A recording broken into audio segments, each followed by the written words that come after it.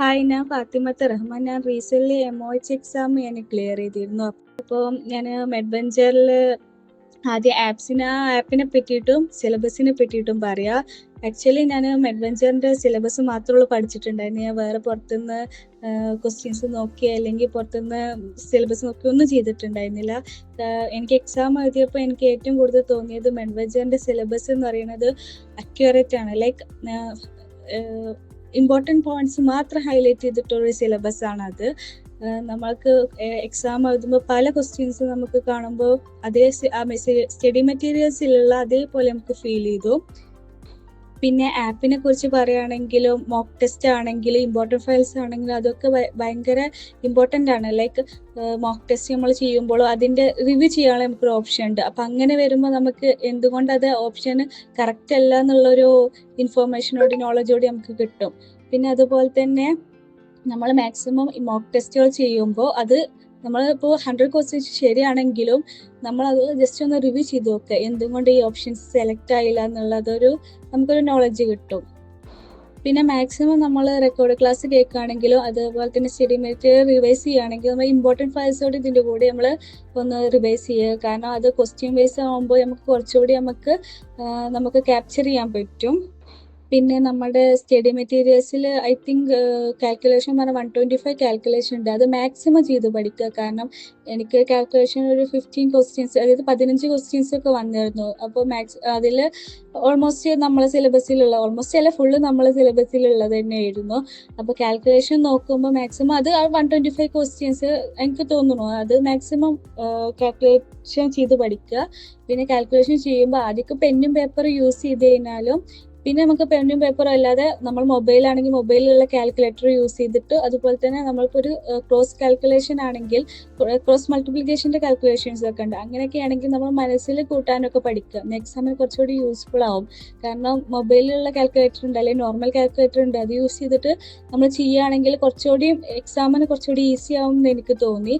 ഞാൻ അങ്ങനെ തന്നെ ആയിരുന്നു. കാരണം ഞാൻ റിവൈസ് ചെയ്യുമ്പോൾ ഞാൻ മൊബൈലിലുള്ള കാൽക്കുലേറ്റർ മാക്സിമം യൂസ് ചെയ്തിരുന്നു. ആദ്യമൊക്കെ പെന്നും പേപ്പറും യൂസ് ചെയ്തിരുന്നു, കാരണം നമുക്കൊന്ന് ട്രാക്കിലാവാൻ വേണ്ടിയിട്ട്. പിന്നെ ഞാൻ മൊബൈലത്തെ കാൽക്കുലേറ്ററാണ് മാക്സിമം ഞാൻ യൂസ് ചെയ്തിരുന്നത്. പിന്നെ എനിക്ക് പറയാനുള്ളത് എക്സാമിനെ പറ്റിയിട്ടാണ്. എക്സാം എന്ന് പറയുന്നത് 150 ക്വസ്റ്റ്യൻസ് ആണ്. ആദ്യം നമുക്കൊന്ന് റിലാക്സ് ചെയ്യാനുള്ള ടൈം ഉണ്ട്. ലൈക്ക് നമുക്ക് അവിടെ എന്തൊക്കെയാണെന്നുള്ളത് നമുക്ക് ജസ്റ്റ് ഇൻസ്ട്രക്ഷൻ തരാൻ വേണ്ടിയിട്ട് ഒരു 10 മിനിറ്റ്സ് ഉണ്ട്. പിന്നെ ഉള്ളത് ഒരു 170 മിനിറ്റ്സ് ആണ്. അതായത് 3 hours 170 മിനിറ്റ്സ് ആണുള്ളത്.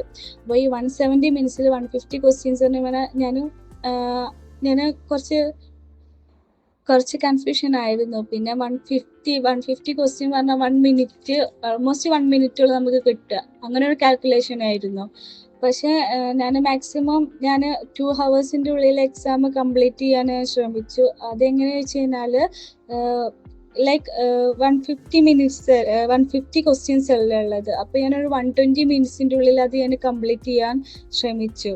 നമ്മൾ ക്വസ്റ്റ്യൻ വൈസ് നോക്കുകയാണെങ്കിൽ സിമ്പിൾ ക്വസ്റ്റ്യൻസ് ഉണ്ട്. ലൈക്ക് കുറച്ച് ലാബ് റിസൾട്ടും കാര്യങ്ങളൊക്കെ തന്നിട്ടുള്ള കുറച്ച് കേസ് റിപ്പോർട്ട് പോലത്തെ ക്വസ്റ്റ്യൻസും ഉണ്ട്.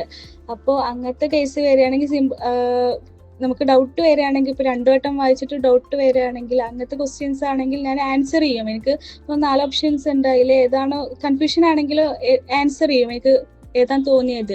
എന്നിട്ട് അവിടെ ഒരു ഫ്ലാഗ് ഓപ്ഷൻ ഉണ്ട്, നമുക്ക് അങ്ങനെ ഒരു ഓപ്ഷൻ ഉണ്ട്. ആ ഓപ്ഷനിൽ ഫ്ലാഗ് പറഞ്ഞിട്ട് എനിക്ക് എങ്ങനെ പറയാമെന്നറിയില്ല. ആ ഓപ്ഷനിൽ നമ്മൾ ക്ലിക്ക് ചെയ്ത് കഴിഞ്ഞാൽ പിന്നെ നമുക്ക് ആ ക്വസ്റ്റ്യൻസ് മാത്രം ഹൈലൈറ്റ് ചെയ്ത് വെക്കും. നമ്മൾ അറ്റൻഡ് ചെയ്ത ക്വസ്റ്റ്യൻസ് വേറെ ഗ്രീൻ കളറിൽ, ആ ഗ്രീൻ കളറിൽ ഒരു ഫ്ലാഗിൻ്റെ ഒരു സിമ്പിൾ വരും. അപ്പോൾ നമുക്ക് അത് റിവ്യൂ ചെയ്യാൻ പിന്നീട് നമുക്ക് റിവ്യൂ ചെയ്യാം.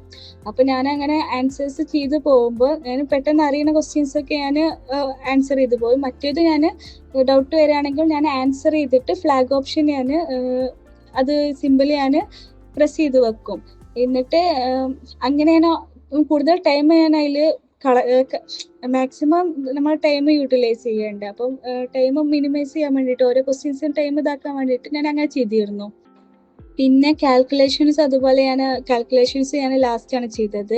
ബാക്കിയുള്ള ക്വസ്റ്റ്യൻസ് ഒക്കെ ഞാൻ 120 മിനിറ്റ്സിൻ്റെ ഉള്ളിൽ ഞാൻ ഏകദേശം ഫുൾ കംപ്ലീറ്റ് ചെയ്തിരുന്നു. 120 ഏകദേശം മിനിറ്റ്സിന് കാൽക്കുലേഷൻ ഉണ്ടായിരുന്നു, അതുപോലെ തന്നെ റിവ്യൂ ചെയ്യാനുണ്ടായിരുന്നു.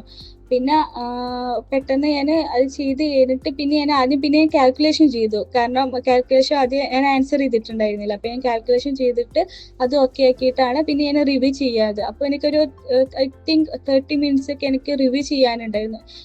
ആൻസർ ശരിയാണോ തെറ്റാണോ എന്നുള്ളത് നോക്കാൻ വേണ്ടിയിട്ട് എനിക്ക് ടൈം കിട്ടിയിരുന്നു. അപ്പോൾ അങ്ങനെ ചെയ്യുകയാണെങ്കിൽ ഏറ്റവും യൂസ്ഫുൾ ആവും.